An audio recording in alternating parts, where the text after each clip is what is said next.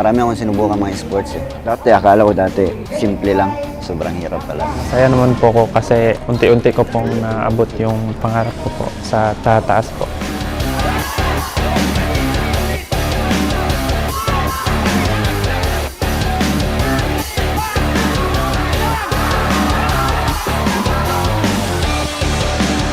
Maganda po talaga yung magiging ganap ngayon kasi sigurado po kami parehas na itong laban na to pinagandaan namin parehas. Siguradong may mangyayaring maganda. Si Knowledge, maganda ring record, hindi sa basta-basta, meron siyang lakas din.